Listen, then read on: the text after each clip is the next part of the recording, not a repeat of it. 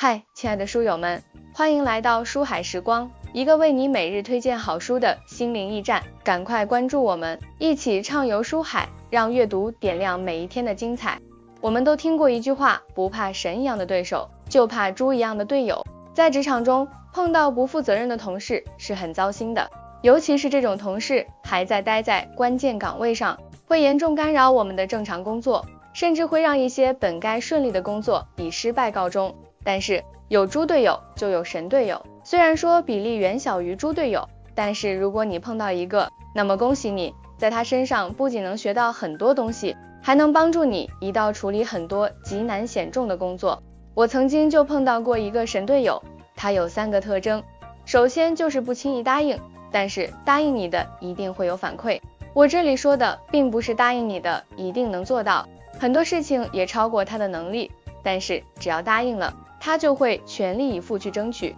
哪怕是不可为，也会给你一个妥善的回复。其次就是时间观念特别强，这位同事的时间观念是我见到最强的，在某项重大活动之前，他一定会提前到达，绝对不会出现活动开始了找不到人的情况。每次有什么事儿让他负责现场，我都会很安心。最后就是有一说一，绝对不会偷奸耍滑，任何事情无论是办成还是没办成，他都是实事求是，有一说一，不会像一些人一样偷奸耍滑，推诿扯皮。所以从他嘴里你可以了解最真实的情况，这种特征也让领导对其非常安心。从上面我举的例子可以看出，靠谱的人对个人的发展很有帮助。如何在最短的时间内分辨一个人是否靠谱呢？可以参考以下几点。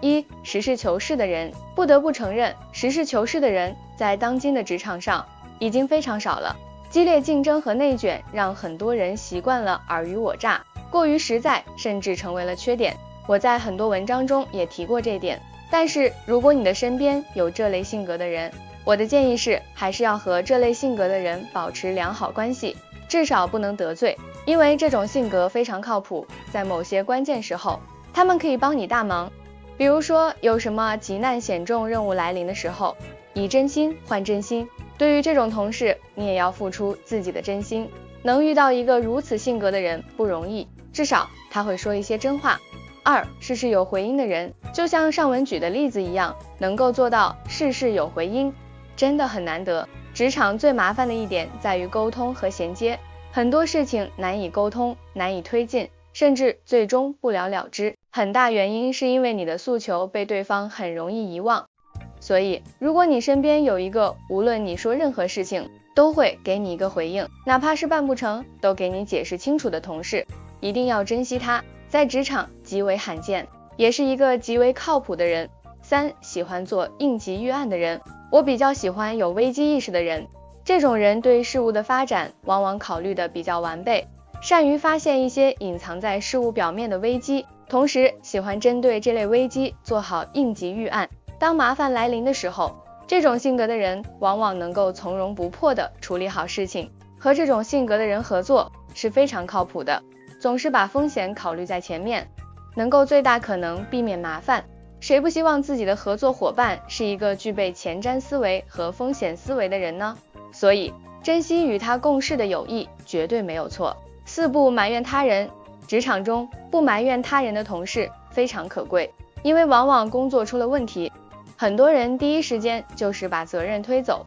甚至能够把责任推到别人身上都可以。别不相信，这种人在职场非常多，工作能力不够突出，推卸责任的能力却非常强，能够不埋怨他人，基本上都是敢于担责的人，往往都喜欢从自身找原因，分析差距，找出提高的方法。这种同事绝对不会在同一个问题上2次犯错，和他在一起工作也非常舒心和快乐，有助于提高工作效率。无有工作强迫症的人，这个就比较有意思了。这里说的是工作强迫症，也就是在一项重大工作开始之前会反复复盘，把每个流程都在脑海里重复一遍，并且仔细检查准备工作，确保任何一个环节不出现遗漏，这种统称为工作强迫症。有人说在工作强迫症手下干活非常痛苦，实际上你要明白，在这种领导手下工作是比较锻炼人的，能够培养你对待工作的系统性思维和复盘能力。时间长了，对于任何工作，你都具备在脑海中演练一遍的能力，这点对于提高自己的水平特别重要。同时，这类同事一般很少犯错，至少你不会担心他出现低级错误，耽误你的工作进程，所以这类工作性格还是值得肯定的。很多人都说我们要善于和职场强者接触，但是在接触不到强者的时候，我们也要尽量与靠谱的人共事，这样才不会耽误我们宝贵的时间和精力。